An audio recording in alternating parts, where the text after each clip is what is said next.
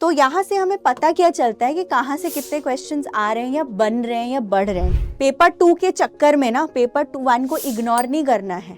Do not ignore this. Cultural studies you cannot skip because इसमें से direct questions आती हैं। 2-3 चीजें हैं। एक तो PYQ से आपको मैक्सिमम रिजल्ट मिलती है। क्योंकि आप जब PYQ सॉल्व करोगे ना बेटा, तब आपको very good morning to everyone. So today will be talking about 90 days study plan.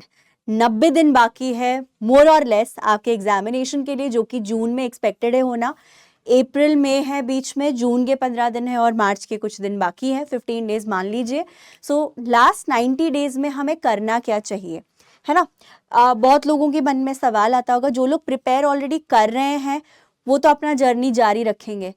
90 days का स्ट्रैटेजी, ये वीडियो उन्हीं के लिए है जो अब जाके डिसाइड कर रहे हैं कि हमें नेट फिर से देना है, या तो फिर आप नेट क्वालिफाई कर चुके हैं और आप JRF के लिए एम कर रहे हैं, ठीक है। सो अब हम शुरू करेंगे बात करना अबाउट द ट्रेंड्स, ठीक है। So we will talk about the trends first. Trends of questions कि कौन से एरिया से कितना क्वेश्चन आया है। ये PDF आपको उतना क्लियर नहीं होगा, बट इसमें बेसिकली PYQs के ट्रेंड्स लिखे हुए हैं in terms of the unit and topic wise हैं इसमें, ठीक है। यूनिट एंड टॉपिक वाइज आपके ट्रेंड्स हैं यहाँ पे।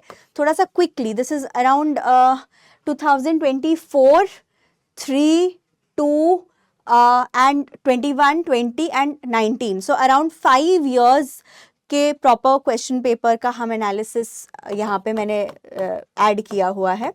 तो यहाँ से हमें पता क्या चलता है कि कहाँ से कितने क्वेश्चंस आ रहे हैं या बन रहे हैं या बढ़ रहे हैं, ठीक है। आपको नंबर्स नहीं दिखेगा, मैं आपको बता दूंगी, don't worry about it. So drama जैसे है, ड्रामा पहले 4 यूनिट्स आपके क्या क्या है, drama, poetry, fiction, short story and then आपका नॉन फिक्शनल प्रोज, राइट। ये 4 यूनिट्स जो है ये बल्क यूनिट्स हैं। उसमें सब कैटेगरीज क्या क्या है, British, American, Indian and world.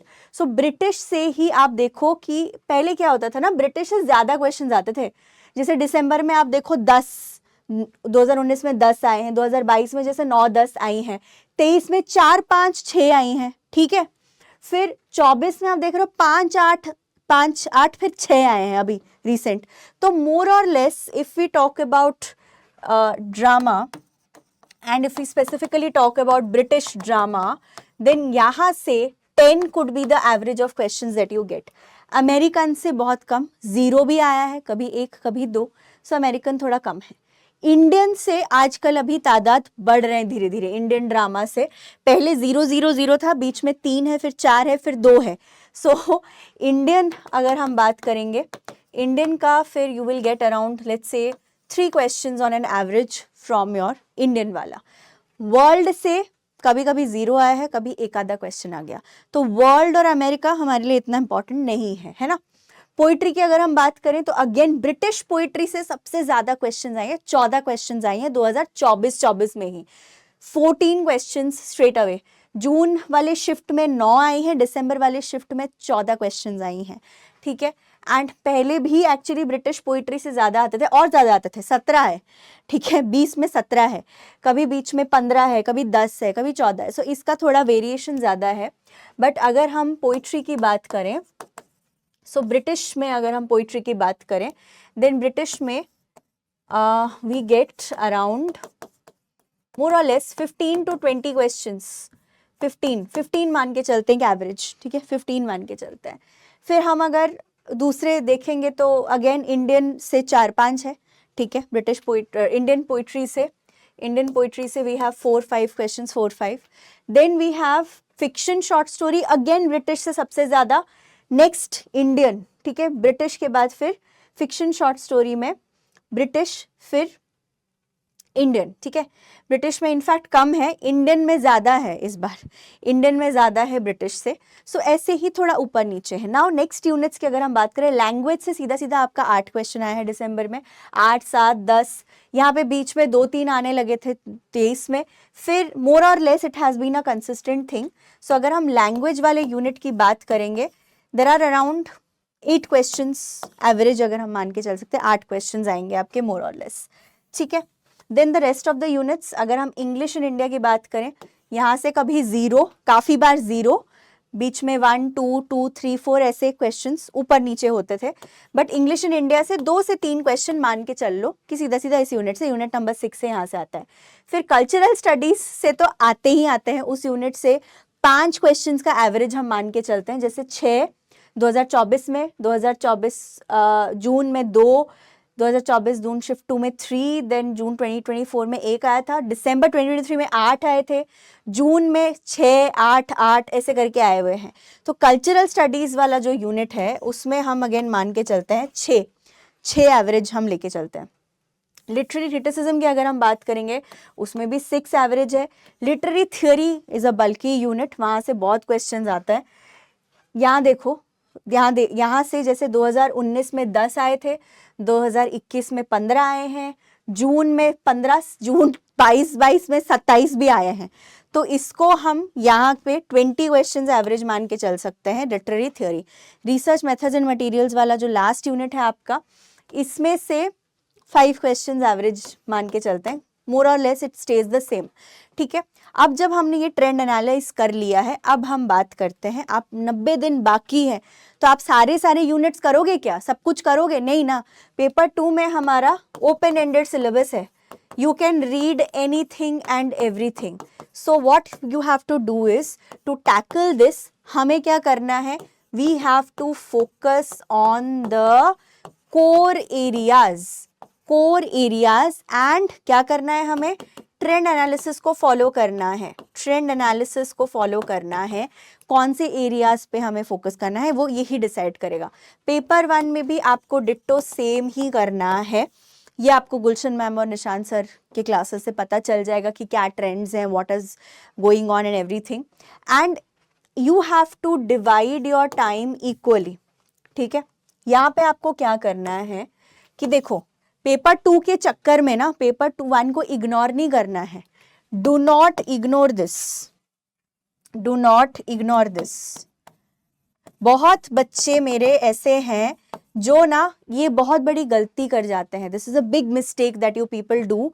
What you do is you ignore paper 1। आप पेपर 2 के चक्कर में, क्योंकि ये बहुत ज़्यादा वास्ट सिलेबस है, आप इसमें ज़्यादा घबराते हो और आप पेपर 1 जो श्योर शॉट हो सकता है, जो श्योर शॉट हो सकता है उसको आप इग्नोर करते हो। ठीक है, तो ये चीज़ मत करना प्लीज़, इसको प्लीज़ मत करना ऐसे। ठीक है, पेपर 1 को भी करना है और पेपर 2 को भी करना है, हमें साथ में करना है, दोनों को इक्वल टाइम देना है। आपके वीक एरियाज आपको आइडेंटिफाई करना है, क्योंकि पेपर 1 में शॉर्ट स्कोरिंग क्वेश्चंस होती हैं। नाउ अगर हम स्कोर की बात करें, अभी वाला जो कट ऑफ गया था वो हमारा गया था 214 जनरल कैटेगरी में फॉर योर JRF। ठीक है, सो हमें जैसे ये एक थ्रेशोल्ड माना जाता है, इसको एक स्कोर, अपर स्कोर हम मान के चलेंगे। JRF के लिए ट्राई करें तो हम इतना ही ट्राई करेंगे।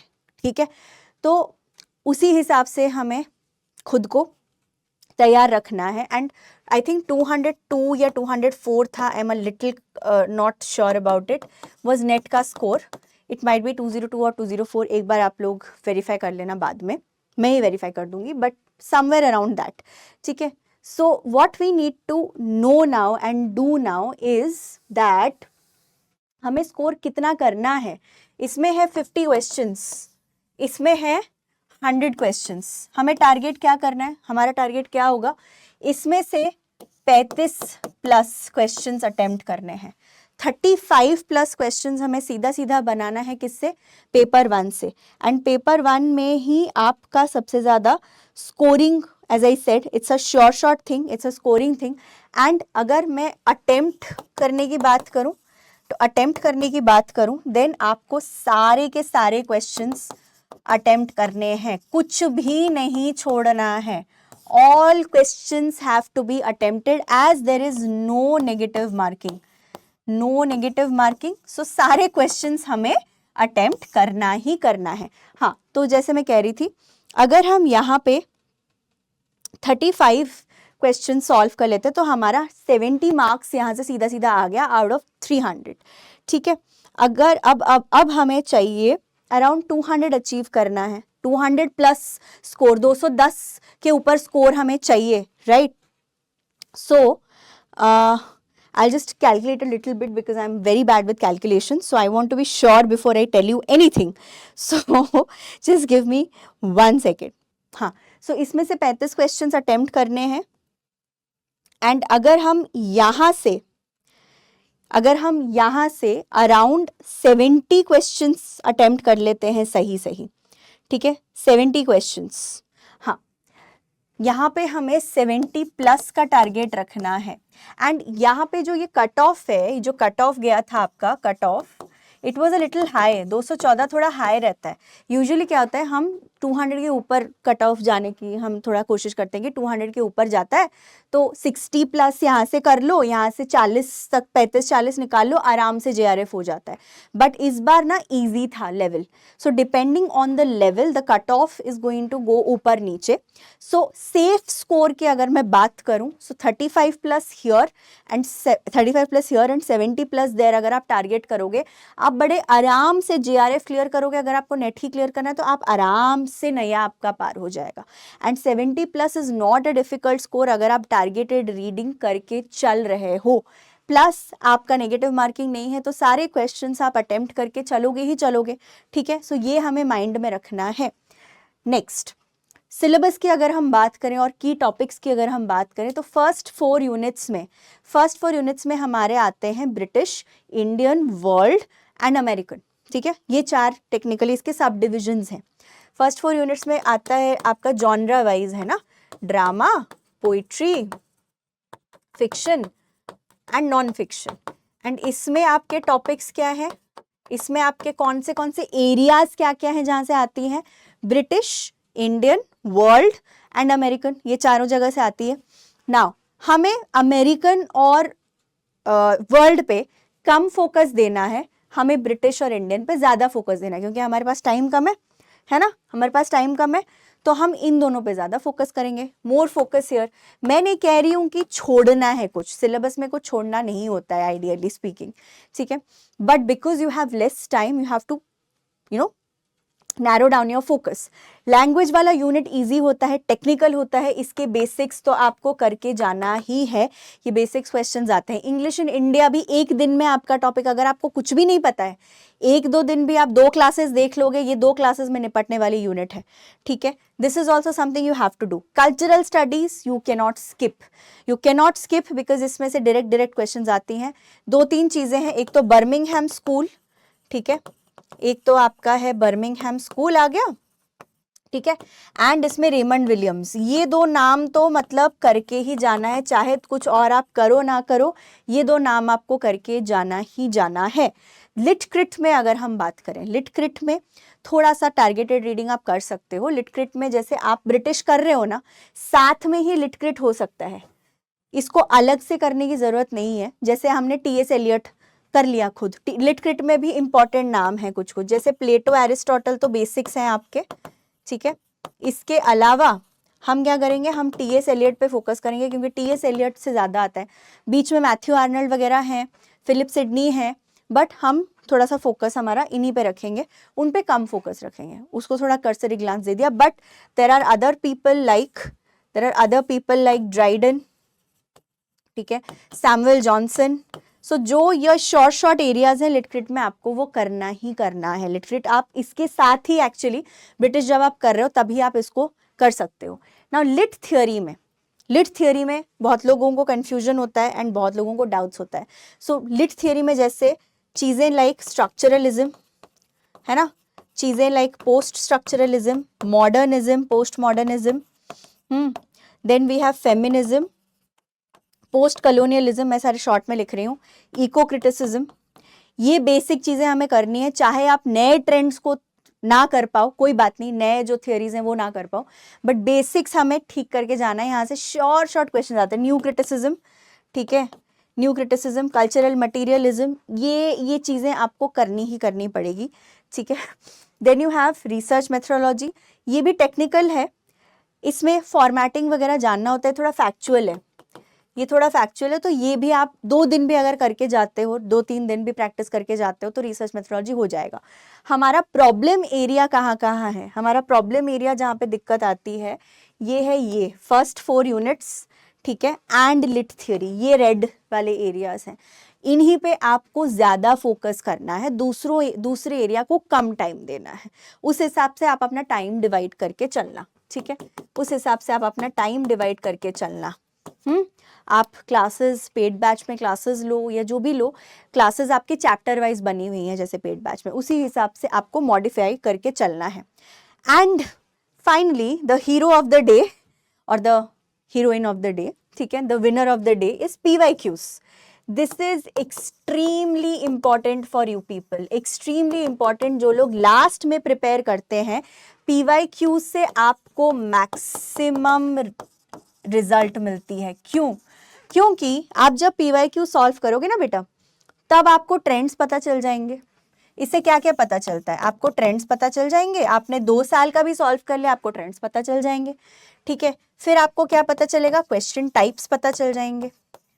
एक बार ये 2 चीजें आपको, एरियाज पता चल जाएंगे, टॉपिक्स पता चल जाएंगे, ये तीनों आपको पता चल गया तो आपके पास आ गया क्या? शस्त्र, आपके पास शस्त्र हैं। These are your weapons for the exam, these are your weapons for the exam. इसको यूज करके, इसको अगर आपने यूज किया तो आप पक्का पक्का सक्सेस पाओगे। आप ना टॉपिक के पीछे सिर्फ नहीं भागना है, आपको PYQ सॉल्व करने हैं। एंड ट्राई करो कि इसको टॉपिक वाइज सॉल्व करना शुरू करो। टॉपिक वाइज क्वेश्चंस, इसको PYQ करने के बाद फिर टॉपिक वाइज प्रैक्टिस क्वेश्चंस करना है। क्वेश्चंस ही क्वेश्चंस हमें सॉल्व करना है, और हमें एटलीस्ट कितने साल का PYQs करना है?